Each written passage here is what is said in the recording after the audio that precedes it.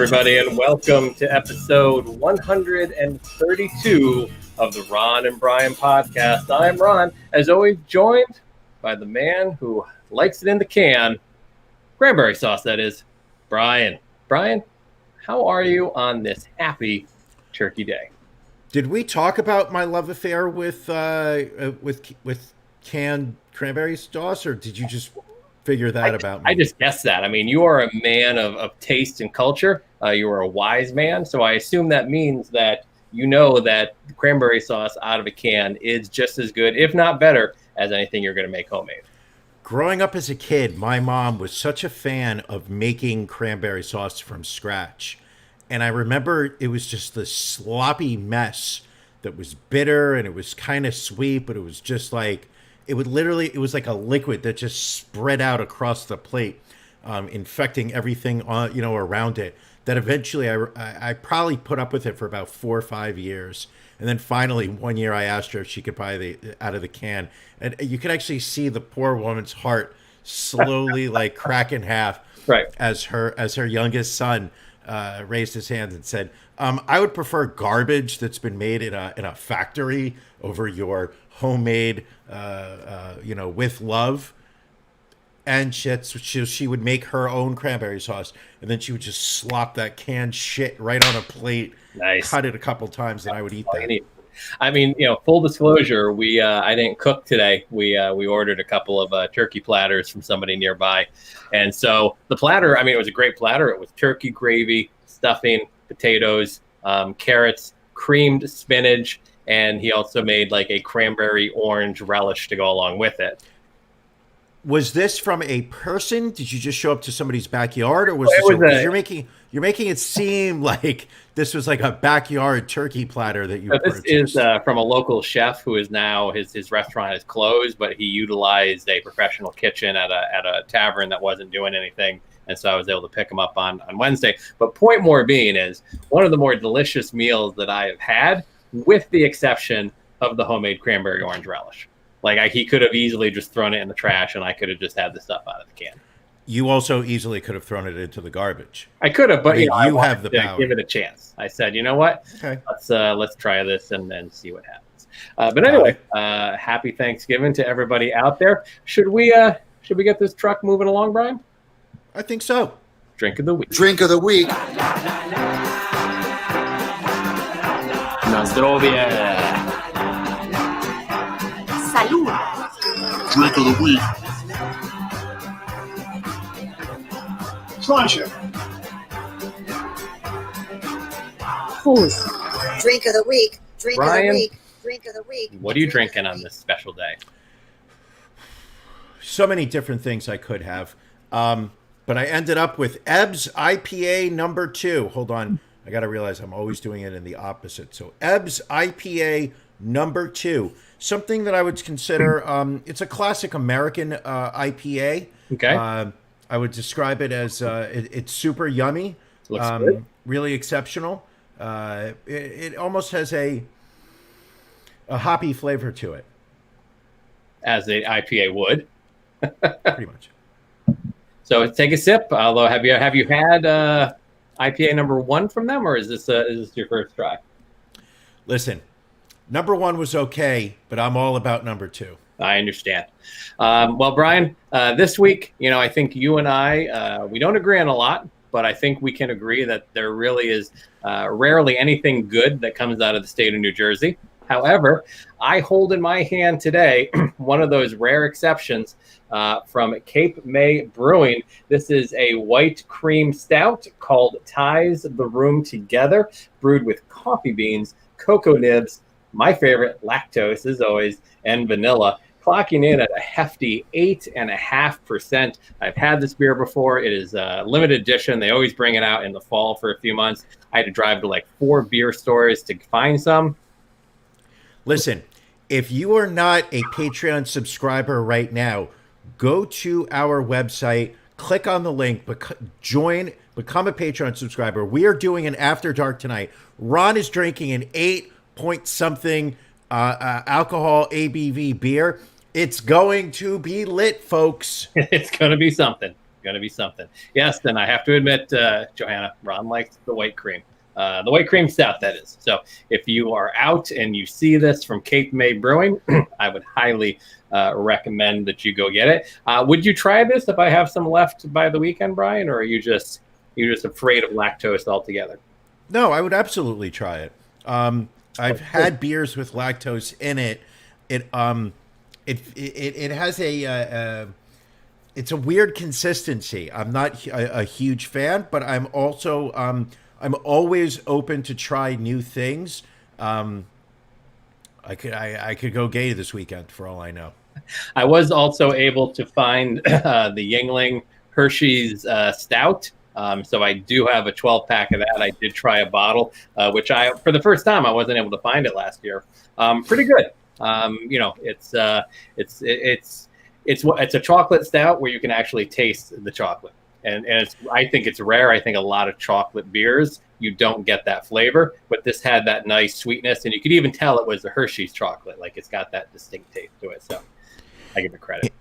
In a world where Ron saves one of the Yingling with Hershey's chocolate stout beers aside so Brian can have it when he goes to visit Ron. I mean, I don't think I'll drink the remaining 11 by this weekend, but you never know the way this night might go.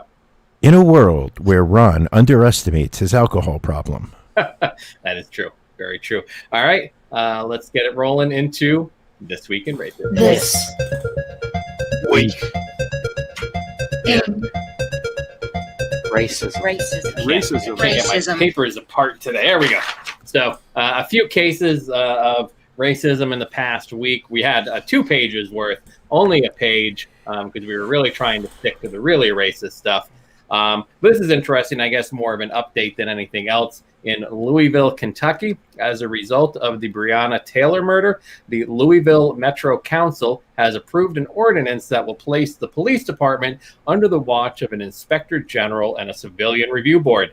The board can authorize the inspector general to investigate police complaints, review police reports for quality and accuracy, as well as review completed internal affairs investigations into police killings. Officer discipline will still be handled by the police chief. And interesting caveat they built into the ordinance is there can be no more than one individual on the civilian review board with a law enforcement background. So they are Really? different organizations in Louisville, the opportunity to put people on this board. I think the NAACP gets a couple of seats, some other local organizations. So hopefully they can enact some change there. Going out to the West Coast, Fresno County, California, 102 people connected to 2 white supremacist gangs face charges as part of an investigation dubbed Operation Lucky Charm, run by state and federal authorities. The investigation targeted the Fresno-based street gang, the Fresnex, and the prison-based Aryan Brotherhood. Authorities confiscated $136,000 in cash, 90 pounds of meth, 47 guns, and 6 pounds of heroin. The 102 defendants are located across California, Nevada, and Montana. Half were arrested last Thursday, with the other half remaining at large. You ran with the Fresnex for a while, if I recall, when you were out. I'm going to tell you something. I prospected for them for a period of 3 months during the spring of 1978. It was an awkward decision for me to walk away. They decided that I was not quite Fresnex material, and basically it was my inability to handle any type of prison sentence. Every time we got picked up by the local cops, I literally snitched on everyone. The idea of going to jail was just too much for me. And when all said was done, the Fresnex just said, listen, your heart's in the right place, but this just isn't for you. If you can't do the crime, don't do the time. Or it's actually vice versa. That 8.9 beer is already. Have you ever thought about the possibility that it has nothing to do with the alcohol content, but it's the lactose that just makes you looser?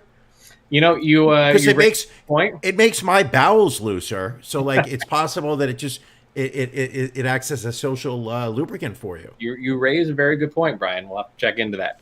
Right. Back to racism, though. This in Michigan, Big Rapids, Michigan. Ferris State University professor Thomas Brennan has been placed on administrative leave due to racist, anti-Semitic, homophobic Twitter posts he made while referring to COVID-19 as a, quote, leftist stunt. He referred to the Holocaust as a Zionist eugenics program, saying, quote, they killed the old and weak Jews and sent the young and strong ones to Israel, and they blamed it on everyone else. He also referred to those who voted for Biden as, quote, zombie N-words. In a statement he posted on his website, he stated, I believe the N-word is a mind control spell designed to make us hate each other. I am not racist against black people. I love and respect them. But I reject the premise that there are certain magic words that should never be used in any context or by certain people. I uttered the word to try and neutralize its power. Now, Brian, I sent you the full 3-page letter that he posted on his website. I read. Discussing it. How would you categorize Professor Brennan? Okay. I'm going to tackle this. He comes across as somebody who refuses to apologize when wrong, yet at the same time makes a very weak argument in defense of saying wildly inappropriate things. Anyone who sits there and says, listen, yeah, I used the N-word once, but that's because I'm trying to take it back from the racists. Someone who sits there and says, yeah, I may have questioned, the legitimacy of Holocaust survivors, but, all I was really trying to do was create a world where people thought for themselves. Like, no. And I think the fact, Brian, on the main page of his website, he talks about how he is fighting the battle against the Antichrist. I think there might be some insanity there.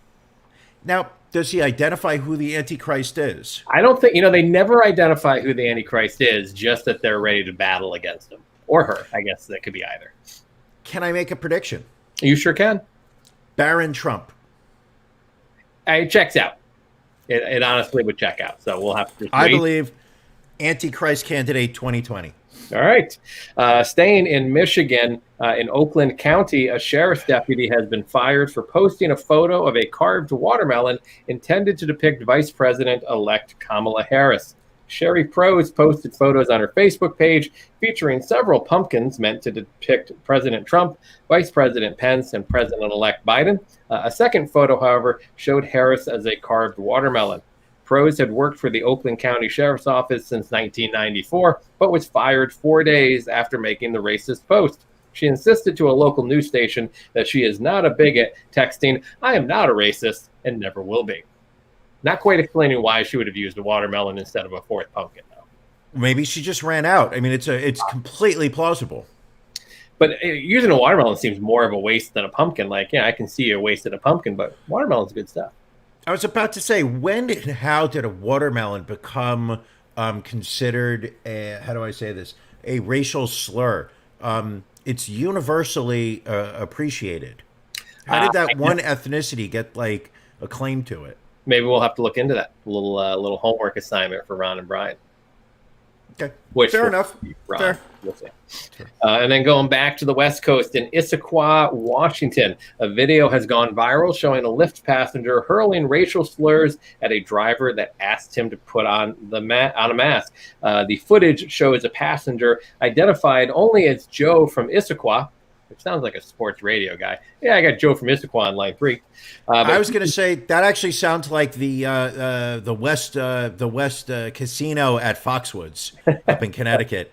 Oh, where are we going to meet? Let's meet at the roulette table down at the Issaquah lounge. So Joe from Issaquah was yelling at driver David Congogo repeatedly.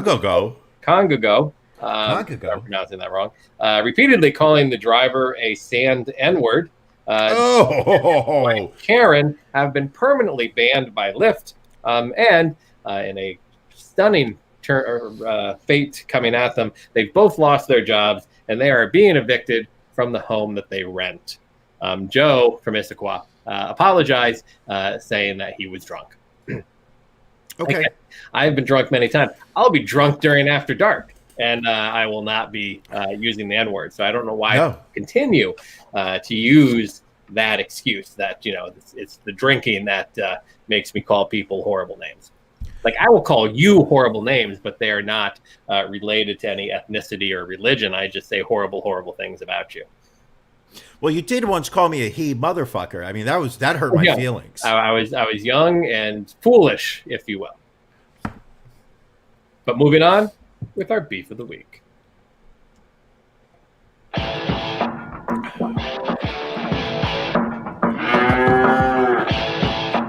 Ron and Brian's Beef of the Week.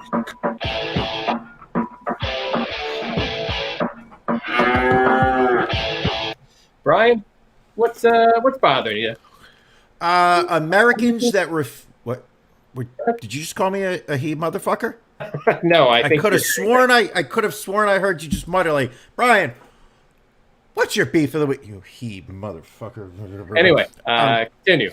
Sorry. Americans that insisted on holding a traditional Thanksgiving dinner in 2020, ignoring the pandemic, ignoring the health risk that they were bringing to their families. I saw today on the news that the FAA is estimating 1 million Americans traveled by airplane this week to visit family or to just travel anywhere. I mean, they can't pretend that they know where they were going. But just looking at all these people who are like, listen, yeah, there's a pandemic going on, and yeah, Nana's not feeling too well lately, but damn it, I need to eat stuffing next to her, as opposed to stuffing her. But that's it. It just rubbed me the wrong way. Okay. I made sacrifices this year when it came to Thanksgiving. I know you did. And it was, out of concern for family members to make sure that they were, safer with their, with the people that they live with and whatnot. And despite all the rising numbers of not just number of infections, but the rise of the positive tests, the rise of hospitalizations, that people still decided they needed to fly home to mom and dad for Thanksgiving. But and I think we were talking about how in Pennsylvania the government said to bar and restaurants that they had to stop serving alcohol at 5 p.m. yesterday. But all that ended up doing was, I think the majority of Pennsylvania residents just kind of shifted and started drinking at noon, so that they could get a good 4 or 5 hours of drinking in. Because when I went out to pick up my turkey platters and do some other running around, every bar I drove by was just packed with people. So I think, again, instead of it just being 9 o'clock at night, it was 2 o'clock in the afternoon. Yeah, no, it's. Our numbers are going to be so fucked in 3 weeks. Oh, in 2 weeks, yeah. I mean, we even got a alert on our phones at like 4:30 yesterday from the state of Pennsylvania, just being like, "Listen, COVID numbers are on the rise. Stay home if you have to. Do not go out." But yeah, in 2 weeks, it's going to be, unfortunately, it can be very ugly in a lot of areas of the country. I mean, there was, I was looking at a map, and it was you could put in the number of attendees at events that you could possibly go to, and it was going to give you the percentage of chance that there was going to be at least one person there with COVID. And I think the worst was Bismarck. Is that North Dakota where Bismarck is? Yeah. Where if or you South Dakota. It's one of the two, one of the Dakotas. But if you went to an event with 10 attendees, there was a 68% chance that at least one person there would have COVID. That was the highest in the entire country. So it's going to be bad. The problem with Thanksgiving is the fact that everybody is traveling. And I don't mean everybody, but so many people are traveling and then flying back. So whatever they're picking up here, they're bringing there. What's there, they're going to bring over here. Syphilis out of control. It's going to be a scary couple months, folks. The vaccines are looking very promising if you believe what they announce in the news, but it's not going to come soon enough. People are going to die, and that's scary. Ron, what's bothering you? So what's bothering me, and I want to ask your opinion as to who I should be angry about over this. Your wife. Leaves, Brian, are bothering me. I'm going to tell you why. Leaves like Are the you talking about the Glengarry leads? I know leaves like fall from a tree. Leaves. Leads. So we have something in our township here where you can literally just blow or rake your leaves into the road, and the township will come by with a big truck and just vacuum up all the leaves for you. So you don't have to like bag them and put them out and all that. So, but what they say, the caveat to that is don't do it until like a week before we're actually going to be in your neighborhood. Well, no one is listening to that. And so now there are piles of leaves in all of the streets around my neighborhood. And it's literally like a slalom course. Like there is no road around here that is not a single lane road now because of all these goddamn leaves. And it's even worse on a garbage day because our garbage men suck and can never get the cans back to the curbs as it is. So that just adds another, level of I guess, terror to it. So I guess my question is, should I be more upset with my neighbors for not following the rules or more upset with the township with being like, maybe we need to do this more than 2 times a fall because clearly people have a lot of leaves and want to utilize this service? I'm going to go with you. First off, your beef is not with leaves. Your beef is with your neighbors for not following the rules and your township not setting up a adequate program to pick up leaves. This is why I ask you.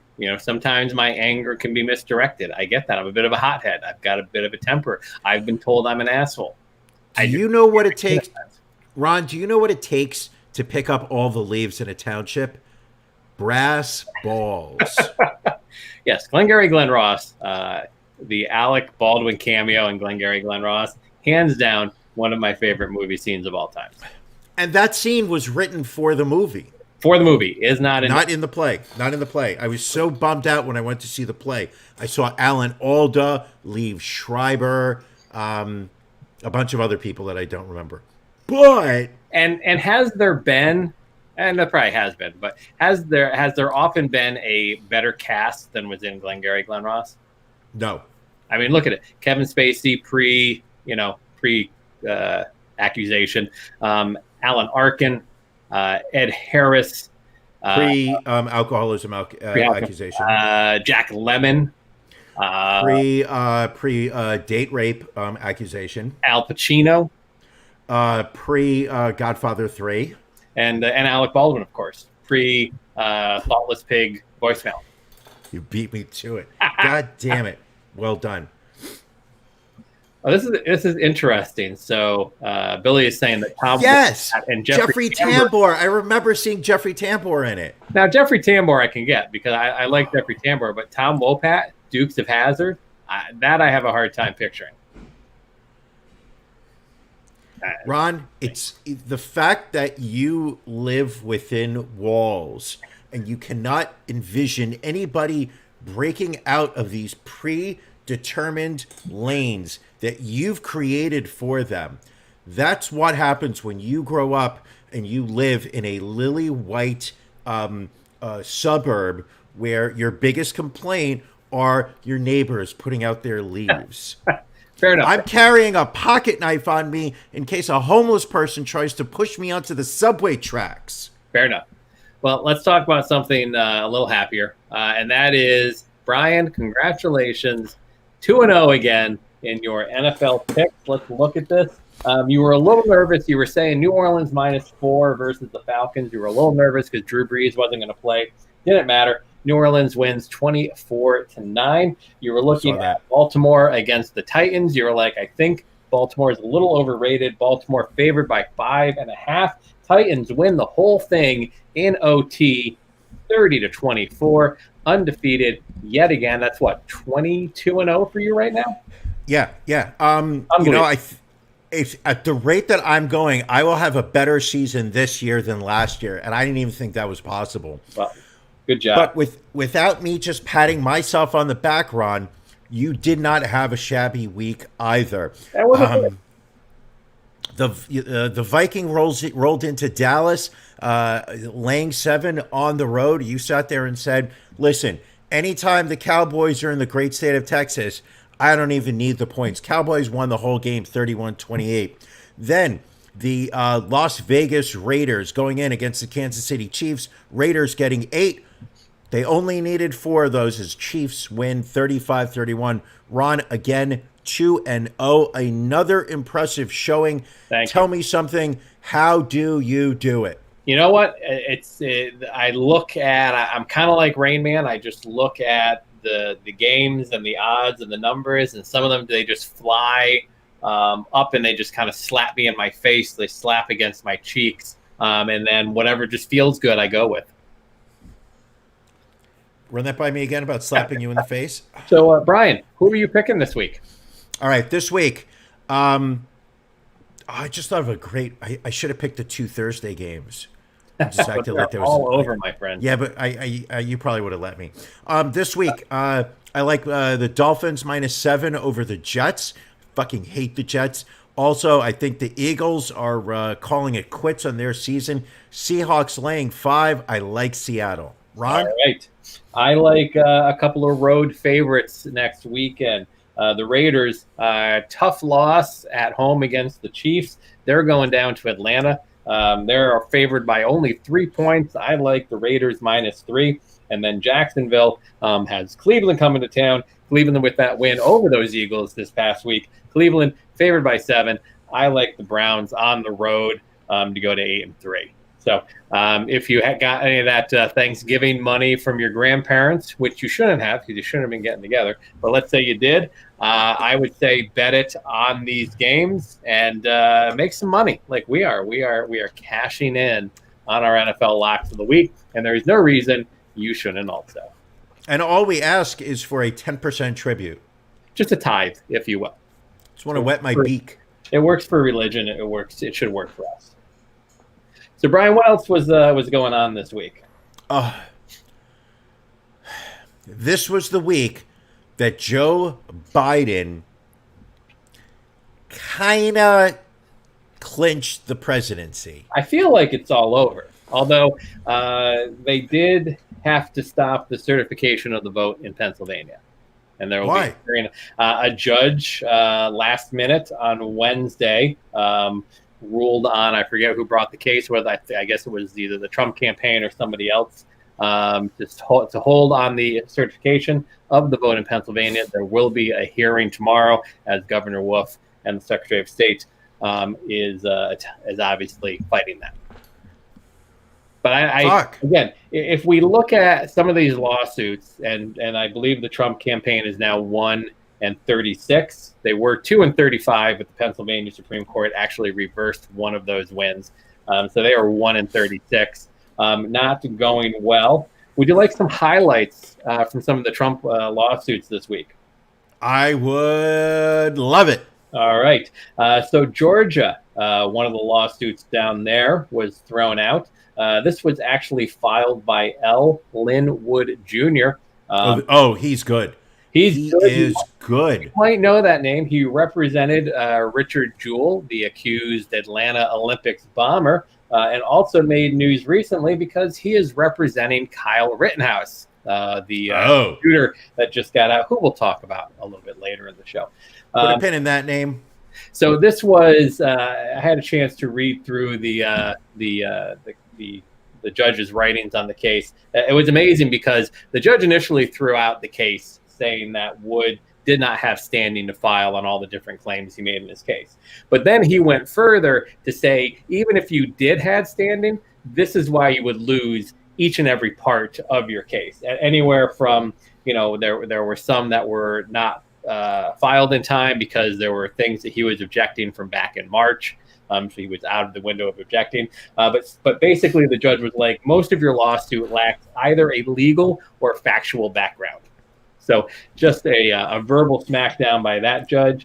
Hold on a second. Hold on. I followed the judge's statement. And unfortunately, this is another instance where politics is infringing on the judicial branch of this government. This was a Obama judge who was heavily leaning against anything having to do with the Republican Party. You cannot take this judge's words to be fair and accurate. Clearly, The way he phrased his wording of his judgment. This was somebody who, was a Bush appointee, wasn't it? What? That judge was actually a Bush appointee. Excuse me? Anyway, so no, that guy was a hardcore Republican. Yes, like the Republican Party in Pennsylvania actually stepped up. Well, that was when. I thought that was. This is the next one. The guy I'm about to tell you about is the one you're thinking of in Georgia, Judge Matthew Brand, who is a hardcore Republican, a Bush appointee, who threw out or dismissed the case by the Trump campaign. So can I tell you about that one? Ron, are you accusing me of not having all my facts together? I'm just saying, possibly. You might be muddled. But I'm anyway, listening. So Judge Brand wrote in a memorandum opinion about the Trump campaign case, quote, plaintiffs ask this court to disenfranchise almost 7 million voters. This court has been unable to find any case in which a plaintiff has sought such a drastic remedy in the contest of an election in terms of the sheer volume of votes asked to be invalidated. One might expect that when seeking such a startling outcome, a plaintiff would come formidably armed with compelling legal arguments and factual proof of rampant corruption, such that this court would have no option but to regrettably grant the proposed injunction relief, despite the impact it would have on such a large group of citizens. That has not happened. Instead, this court has been presented with strained legal arguments without merit and speculative accusations unpled in the operative complaint and unsupported by evidence. The judge then went on to dismiss the case with prejudice, meaning that the case cannot be brought back to court. So that was a tremendous smackdown to the Trump campaign. It was like Monday Night Raw. Yes. The thing that gets me is that in all of the efforts by the Trump campaign and their legal team, who's on that campaign, we're unsure of at this point. They are knocking lawyers off left and right. But what I find, I want to say confusing, but I understand that the reality of the world we live in, that it's just all bald-faced lies. But they've not brought any evidence into court to back up their claims of massive fraud. And the election was over 3 weeks ago. So whatever fraud took place would have happened 3 weeks ago. They've had plenty of time to accumulate it. And keep in mind, as soon as this election took place and the numbers started sliding towards Biden as the mail-in votes were being counted, it was just, like we have the evidence. We're gonna provide it to court. It will become very clear to everyone that the election's being stolen. But they've not brought anything into court.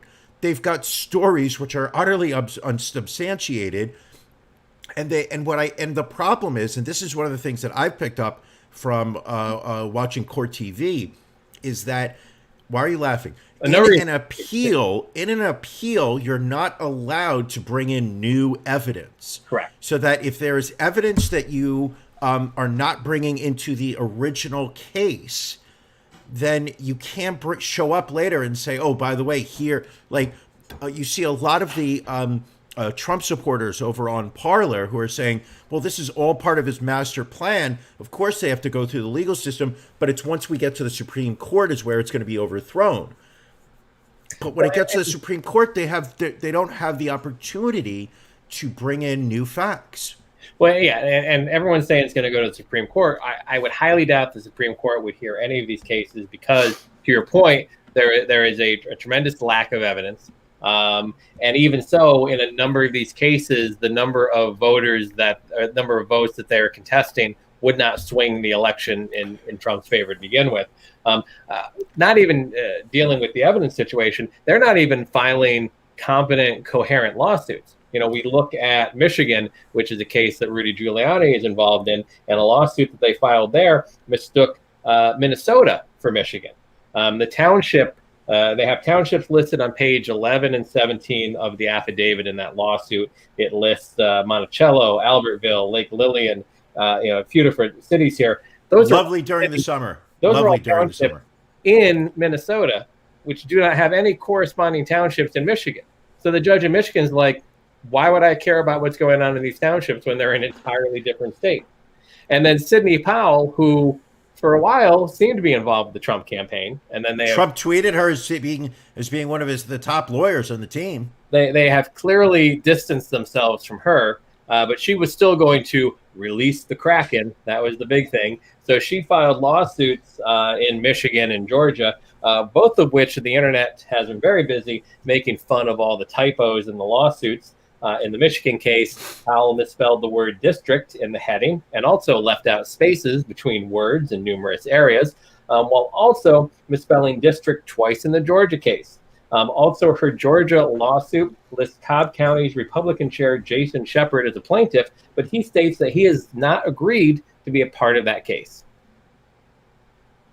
Yeah. So, yeah, I feel like these, and again, people keep asking, when are the courts going to start sanctioning and fining the lawyers that are bringing these cases, because these are frivolous lawsuits. And again, because they are involving fraud, there is a higher bar of proof that they are not even coming near. But they're not coming with anything. I find as everything that I can. I shouldn't be shocked because. But I fucking thought, I really thought that they were going to have like good lawyers. Like I was expecting a Bush Gore Florida type legal effort, and literally it's like you would get a better legal defense with using Salino and Barnes, who advertised in the fucking New York City subways. But going back to that Georgia case with Lynn Wood that was thrown out, like a number of his arguments, he utilized the Supreme Court case of Bush versus Gore for Florida, and like the judge pointed out, like this literally has no relevance whatsoever to your case. So why are you are bringing case law into your case that has no relevance to the argument that you're trying to make? But could that possibly be because Rudolph Giuliani, who he's put in charge of his legal case, who's actually presenting the arguments in court, has not been in a courtroom and trying a case for 30 years? I guess. I mean, he clearly doesn't understand the law anymore. I mean, again, we've had this conversation about Rudy Giuliani over the last few weeks, and you have to wonder where exactly his head is, because he is a melting laughing stock than he was before. Yeah, he really is. I mean, if you go back to Rudolph Giuliani, November of 2001, I would have gotten on my knees and literally chugged him off if I had to. He was America's mayor. He made New York feel safe. And now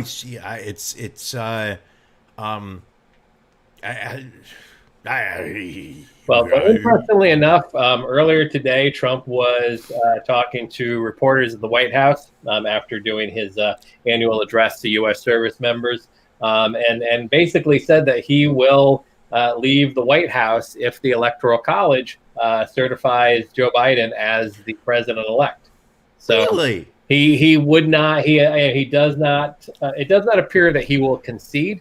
But again, that's not something that's necessary. He doesn't have to. It's a courtesy. It's something that's just been done. But I mean, all we really just need him to do is just leave. And but he's got 2 months to fuck things up, and he is going to. There's already talk that he is interested in getting to a military conflict with Iran. He started to. Now, here I have a question for you on the pardons, because this week he pardoned his former head of the National Security Council, General Rob Flynn. Rob Flynn? Michael Flynn. Michael Flynn. Wasn't Michael Flynn one of the Lord of the Dance? I think that was Michael Flatley. I think you're close. Confused. Very close. Closer than you normally get. I'll take it. But what is I literally just lost my train of thought. What were we just talking about, Michael? Oh, yeah. So the pardons. Here's my question for you. Yeah. Wow, this Ebbs IPA number 2 just dumbed me the fuck down. It did, yeah. My question to you is this: can you be pardoned if you do not have any charges or any case against you? Apparently, yes. So apparently, What are you being pardoned for? Like everyone's talking about how he's going to pardon Ivanka and his sons Right. and Jared, but there's no charges that have been levied against them. So what I've read is that you don't necessarily have to be charged or be, indicted or anything like that. So you can be given a pardon for your behavior, and it has to be specific as to what the behavior is. Like, you just can't say, "I pardon you." But Right. if you wanted to, say, I pardon Ivanka for, illegally obtaining trademarks in China, then from that date going back, you can't be charged for anything related to whatever related to that. For. So he literally would have to list every transgression that they've ever had. Correct. As part of pardoning them. I think Correct. that would be even more embarrassing. And what's interesting is no one has ever attempted to fight a presidential pardon in a court of law. It has always been accepted that a president pardons someone, and typically it has been someone that is in prison or is doing time. Yeah. It is rare that you see something like what has happened with Michael Flynn, where he was still awaiting sentencing. The judge, in theory, can still tell Michael Flynn that he has to go to prison. And then it would be up to Michael Flynn to appeal the situation, saying, "But I was given a presidential pardon." And then, that would be the first time in American history that a presidential pardon was tested in a court of law. I would imagine that the pardon overrides the court case. No one's ever tested it, though, and that's interesting. The thing. Like, could you make the argument that the act of pardoning someone was as criminal as whatever the action was, because the individual in person knew of the crimes that the person did? Am I wrong for saying that I think Flynn got a bum rap? He definitely was a fall guy to a point. It really. I get it. He had communications with the Russians. They were caught on wiretap, so it was there was no denying that he lied to the FBI. Lost his job. So he's, he'll never be able to hold high power or a high-ranking job. But, do I think that he should go to prison for lying to the FBI? I don't. I'm sorry. I think this guy, he got his punishment. He's been humiliated. He lost his job. But there are plenty of people that have done way worse that belong in prison. Well, and it'll be interesting. Tekashi 6ix9ine is walking the streets, and he's not dead. He would be in a world where Brian is hoping for Tekashi 6ix9ine to die so he can get 48 points or 93 points or however the fucking many points in his Deadpool. Oh, I think I would take the lead if that were the case. Well, there's a lot of people who have him. There's so many people that have Tekashi. Really? Yeah. Oh, I think 14 people picked him. Like, it was just everybody was done. But what's interesting about Michael Flynn, people have made a couple of points about him, is that now that he has been pardoned, let's say Congress or the attorney in New York State goes after Trump and calls Michael Flynn to the stand to testify about some of these things tied to what he has been pardoned for. He can no longer utilize. He can't plead the fifth anymore because he has been pardoned. So therefore, it is impossible for him to self-incriminate. So because of that, he can no longer invoke his Fifth Amendment rights. So if he is called to testify against Donald Trump, he either needs to testify or he will be held in contempt of court and go to jail for that. All he has to do is just say, "I don't remember." Reagan did that. Reagan did that his entire second administration when the walls were closing in. I don't remember.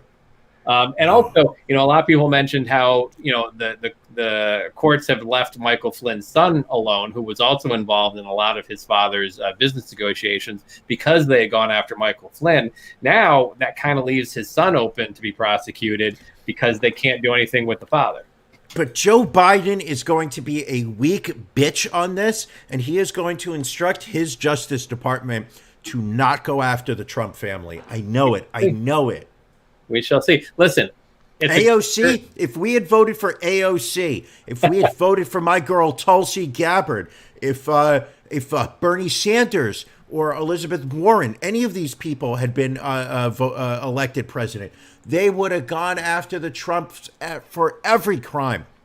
Biden's not going to rock the boat. He wants to heal the country. He wants to bring us all together, divide the divisions. Whatever, what I was getting at. At the very least, let's just get him out of office, and then we can start, correcting the mess he has made of our country, and go forward, hopefully. And let's hope he does not fuck things up in the meantime, because it's a genuine concern. Well, listen, he's going to execute. I think he's asked to move ahead with the execution of, I think, the only female on federal death row on January 8th. He is trying to push. Hold up. Back. Why should a woman, if she has been found guilty of a crime that is eligible for the death sentence, why should a woman not receive that sentence? It's just a little unusual that that's the case they're deciding to push forward. Out of all the people on death row, they're going for the only female on death row to push forward. And now Mnuchin, the Treasury Secretary, is now taking, I think, $455 million in coronavirus relief funds and moving it into an area that will then require Congress to allow the president to use again. So basically, when the new Treasury Secretary comes in, she will only have $80 million in relief funds to help the American public with, because we're putting this $455 million away. But it's money that we didn't use. But it's money that can't be used. I mean, it's money that should have been used. Correct. One, but even if Biden wants to use it, he will now need Congress to approve him to use it, making those Senate races in Georgia that much more important. Now, have you officially moved to Georgia yet? Because I have. I don't know if people can recognize the different background that I have here. I am actually in Augusta. I moved down here 3 days ago so I could meet the residency requirements. I'm currently living in Georgia. Yeehaw! Well, I don't know why you went through all that. I will show you. This right here is a stack of all of the absentee ballots from Georgia that I've received already. So I will be, as I said, I like to vote early and I like to vote often. And so I will be putting a lot of Georgia votes in. All right. I like it. I like your style, sir. I like the cut of my jib. Oh, I like a lot about your jib. One time you jibbed on my face, remember? Now, when we were in college. One thing you weren't very happy with me about over the last couple of months is a stock pick that I had given to you.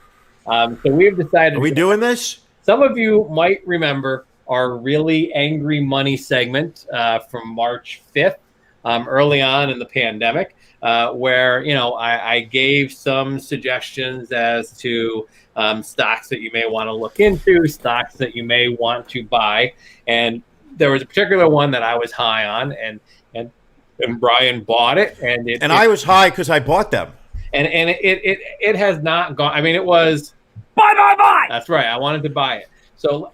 Brian has been challenging me on this, so I would like to now go through and review the stocks that I gave you the tips on back in March, and we'll see where we're at. You all right with that? Let's remember, this was done March 6th, earlier this year. Yes. 5th? 5th. So this was right at the peak of the stock market crash of 2020. Stocks were losing double-digit percents on a daily basis. Senators were making millions.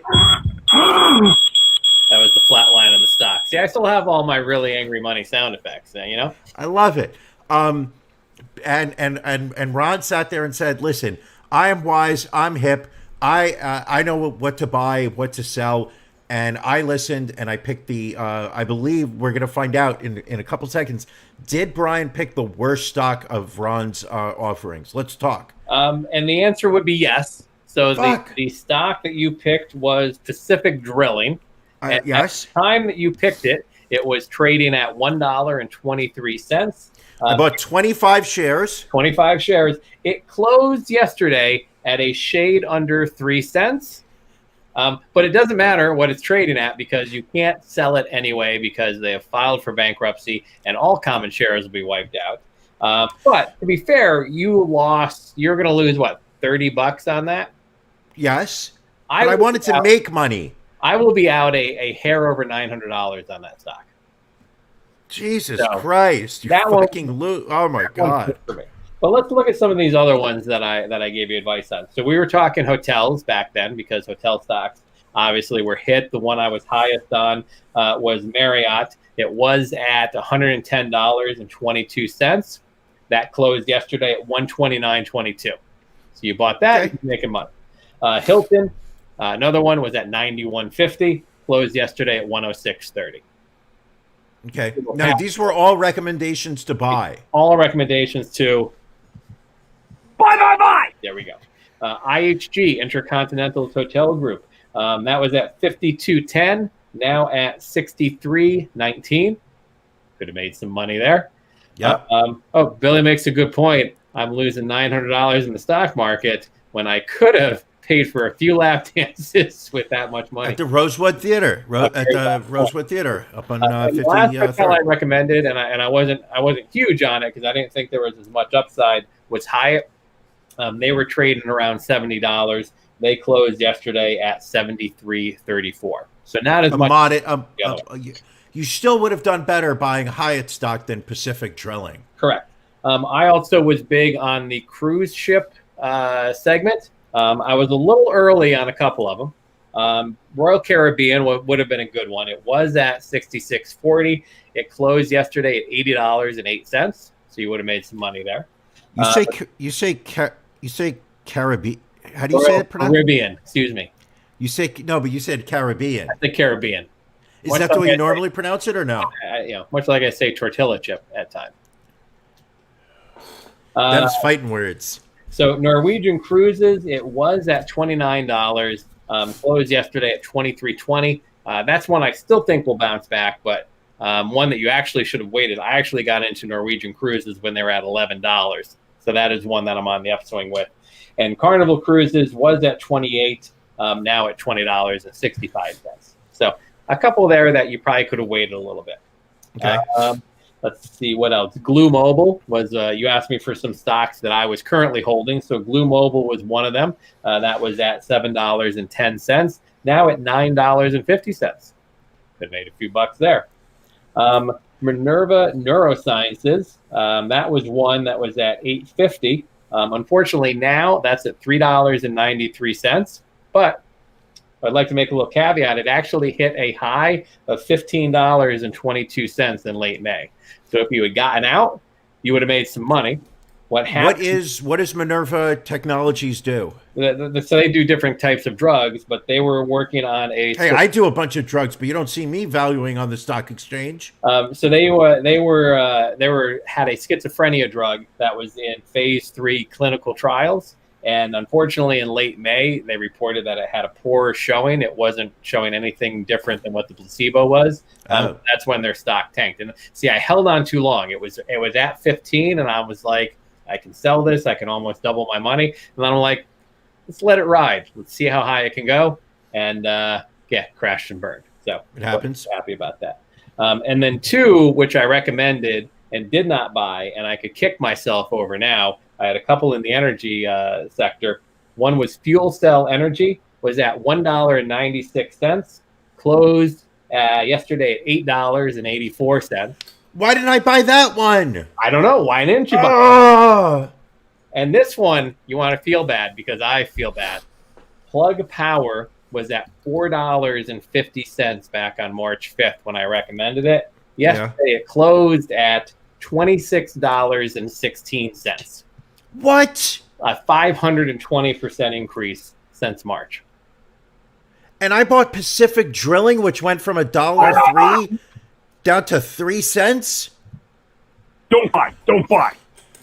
So you bought the wrong one. The House of Pain. Yes, that's where you're in. But I would just like to say that you only picked one of the stocks that I recommended, whereas had you picked pretty much any other stock I recommended, you would have made some money, my friend. In a world where Brian was pretty hammered that night and only wrote down the name of Pacific Drilling the next morning, and that's why he bought it. So we were talking about Kyle Rittenhouse a little bit earlier. Hold on a second. Before yeah. we move on, congratulations. You actually had some very strong picks. Because what a lot of people don't realize is that I have been riding you over Pacific Drilling's stock price since March. Rightfully so. And you've kept your head up high, and now I realize why. Yeah. Well, so we were talking about Kyle Rittenhouse earlier. He is, of course, the 17-year-old who faces murder charges due to a shooting on August 25th during Black Lives Protest Matter in Wisconsin. And apparently he's out on bail. He got his $2 million bond. He was assisted by both MyPillow CEO Mike Lindell and actor Ricky Schroder. Son of a bitch. He beats his girlfriend. When did Ricky start going by Ricky again? Because there was a long time where he just wanted to be Rick. He's like, I'm Rick. Oh, I think he still wants to be Rick. I just think that people don't care what his preference is, and they just call him Ricky. So you were the one who brought this to my attention. Your thoughts on Kyle Rittenhouse getting out on bail and the blowback for Ricky Schroder that he has received by putting money into his bail fund? Okay. I believe that this kid has every right to a trial. I believe he has a right to a defense. I believe an argument can be made that the shooting death was from self-defense. This is on. There's a video of this, and clearly the kid is being chased after, falls to the ground. Somebody gets near him, and he pulls the trigger. I believe there is an argument for self-defense. With that said, I think that he had no business traveling out of state where he lives to quote unquote defend property that belonged to somebody else who didn't ask him and did not invite him to defend. But I don't know that that's relevant to the court case of the murder charge against him. I think the fact that he is out on bail is an example of how the wealthy have the ability to use the legal system to their advantage. If you have money, you are able to buy your way out of jail while waiting for your court case to take place. If you are poor, you languish in jail in a fucking scary environment where you tend to rack up additional charges. So you would argue, and again, I'm not saying I'm taking either side of this argument. You know me, I don't like arguing. But you would argue that he inserted himself into the middle of a situation that he did not need to insert himself. So can anything from that point forward really be construed as self-defense? Yes. Okay. Oh, wait, are we talking? I mean, I don't know what the definition of self-defense is. I'm not saying in Wisconsin standpoint yet. I'm the equivalent of Rudy Giuliani defending Kyle Rittenhouse here. All I'm saying is the fact that the circumstances that got him to that moment never should have existed. In that moment, I can understand a self-defense defense. Not saying I agree with it, but I can absolutely see a good legal team getting this kid off. Okay, fair enough. Never should have been there. Had no right to be there. Absolutely. Correct. And to me, I think also, isn't it a federal crime to bring a weapon over state lines? I mean, yeah, and I'm a little surprised that his mother hasn't been charged yet either, because she brought him across state lines with a weapon that he shouldn't have. He's underage. He's 17 years old. I mean, there's a lot to really unpack, and the courts will certainly have their work cut out for them trying to get this all broken down. Yeah. But in the meantime, let's talk about who did we lose this past week, Brian? We had some passings. One that I know. New York pretty hard. is in mourning. Yes. And not mourning as in time to eat breakfast, but mourning as in we are a dark cloud has come over New York City. We lost former mayor David Dinkins. Yep. in 1989, becoming the city's first and only black mayor. And who did he take over from? Ed Koch. My favorite mayor. America's mayor, Ed Koch. You want to Yes. talk about America's mayor? Ed Koch was America's mayor. Absolutely. Dinkins, I would say that he was not a popular mayor. I would say that he really was trying to do absolutely nothing in so many different ways. There were the race riots in Crown Heights that lasted for 3 days, where Dinkins pretty much just said, let's not really not do much. Crime was rising under his tenure. You know what? He could have done some great things. Unfortunately, I don't believe he accomplished any of them. Nope, became only the second one-term New York mayor in the last half century. He had closely defeated 3-term incumbent Ed Koch, as you mentioned, and also Rudy Giuliani. Ended up losing to Giuliani in 1993. Yeah, I was not a fan. You mentioned that. Anything in I'll say particular that. that you weren't? Any particular reason you weren't a fan? I felt that he, should have pushed the police department to come down harder on the crack epidemic. I mean, it really was peaking under his tenure. Crime was rising, and I believe that there was a lack of law and order in New York City. Well, don't forget the Crown Heights riots occurred under his watch. Yes. So, anybody else we lost this week, Brian? The soccer world is in mourning. And not mourning as in you're about to have breakfast, but mourning as in there has been a dark cloud covering the soccer world. Argentina's Diego Maradona passed away. Now, many of you may wonder, who the fuck is Diego Maradona? Diego Maradona, dead at age 60, took Argentina, which was then not considered a soccer or football, as they like to pronounce it, not known as a powerhouse, to the World Cup. I believe it was 1984 when quarterfinals of the World Cup in '84. There you go. Was it in Germany or in England? Or he beat They were England? playing England that game. And it was a David versus Goliath. It was a Latin America versus Europe. There was so much at stake during that game, and Maradona helped his country win, bringing great pride and glory to his country. Oddly enough, the infamous hand of God goal that he scored in that game. Which is odd because I described the hand of God also when I forget it. I was gonna imply that you gave me a hand job, but I thought that's what you paid $900 at the strip club for, was the hand of God on their menu. I only paid $900 for dances. That was the worst part of it. Wow.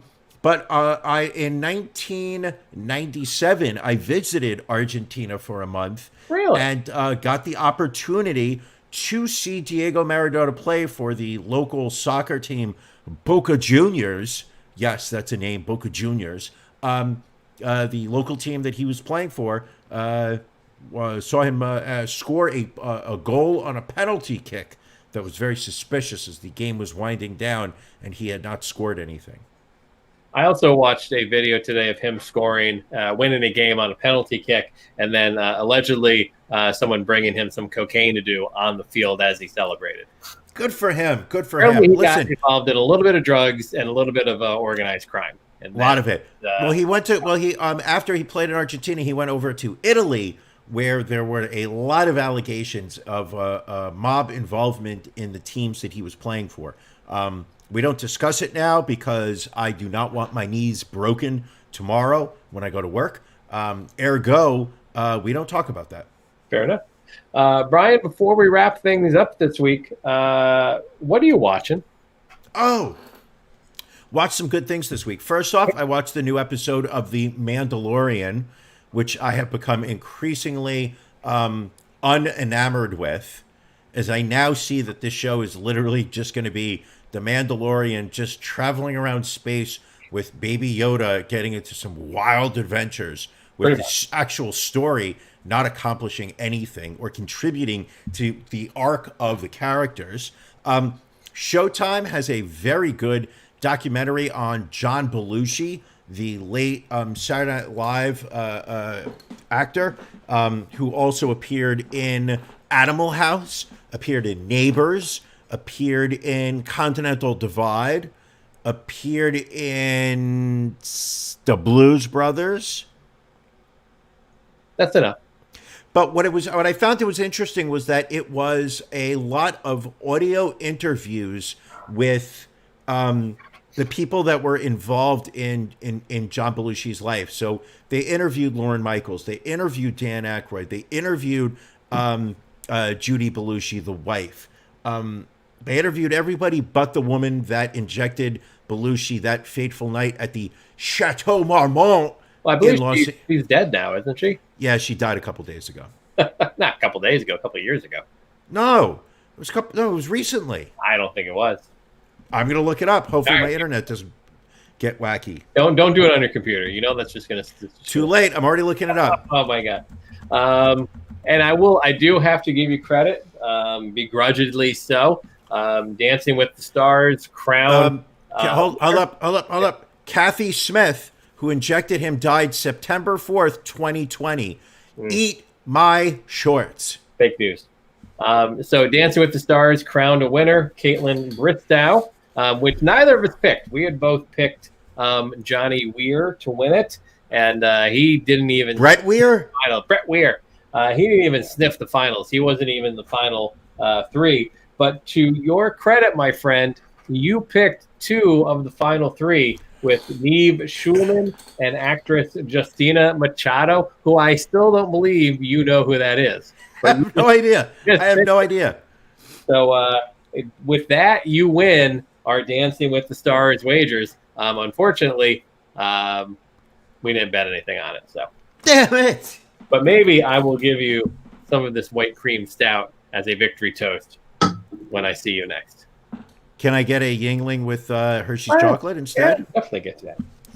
I'll hook you up. I don't think I'm watching anything new. I'm still keeping up with The Undoing. One more episode left in that. Decent. Okay. Still keeping up with the new documentary, Murder on Miller Creek, which was interesting. Second episode of that. Watched a lot of stuff. First episodes that just stunk. Love and Anarchy on Netflix. Really bad. The Crown, can't get into it. Have you watched it before or no? Tried to watch The Crown before. Like, we watched season one. We tried to watch season. Like, I have no interest in it. There is a new show though on Amazon Prime called Wayne, which is about this 16. Lil Wayne? Kid, just Wayne. It's about this 16. Wayne's World. It's about this 16-year-old kid runs off to Florida with his 15-year-old girlfriend, trying to get back this car that his mother stole from his dying dad. It's an interesting premise, done by the people who did Deadpool. It's got a very edgy, violent feel to it. I would check it out. Again, Amazon Prime. Okay. What else? Good soundtrack there too. That's all I'm living up to, Brian. Just living life, living the dream, enjoying Turkey Day, getting ready for the holiday season. We're very festive. We're decorated. The tree is up. The lights are up. It's beginning to look a lot like Christmas. Ron? Yes, sir. What are you thankful for? I am. Stop. Don't answer. I think that's something that we should discuss during our After Dark pajama party. Oh, and the pajama party is coming up right after this episode. For our Patreon subscribers, if you are not a Patreon subscriber, go to ronandbrianpodcast.com. Do it now. Become a patron. And just join at I believe it's the bronze level. Bronze, yes. You do not want to come in at aluminum. Aluminum is $5 a month, and it gives you access to the audio of our After Dark. Now, this is the behind the paywall. So this is where things get crazy. They get a little risque. I may take my shirt off. Ron has another high alcohol beer and starts telling stories he would never tell under normal circumstances. Don't forget, I'm doing my stand-up tonight. I was going to keep that as a surprise, but yes, you got to tease them a little bit. You got to tickle their ass with a feather sometime. I prefer my tongue, but So on the last Thursday of every month, we invite all of our Patreon subscribers at the bronze or higher level to come onto the show with us. You will be seen on the video screen. Ron is in charge of master control. Things get crazy. I've been known to take a few verbal insults. They're usually very accurate. So if you're following the comment section here on the screen, if you're watching this on YouTube and you see how some of our inner circle of fans have knocked Ron and I both left and right, up and down. You're going to hear it live and all after very dark. valid comments, all 100% valid. I would not share a comment. Absolutely 100% valid, and people they call us on our bullshit, which is important. And we're going to be doing this at 9:30 Eastern time. So that gives you, it is right now as we talk, 9:10. You've got 20 minutes to go to ronandbrianpodcast.com. Click the Patreon button in the upper right-hand corner. Go subscribe, contribute $10 a month or more. Join the After Dark party. Tortilla. Tortilla. All right. Anything else for this week, Brian, before we get on out of here? No. If you're watching this either live, you're watching this at your own leisure, just be nice to each other. There you go. It doesn't cost anything to be nice. We are thankful for each and every listener that has joined us along the last couple of years. We got a ton of entertainment yet to come. We hope to see all of you tonight. Again, Brian's got the coffee mug there. There's a bunch of swag you can get by becoming a Patreon member. Go to ronandbrianpodcast.com. See us on the After Dark. Otherwise, we will catch you next week.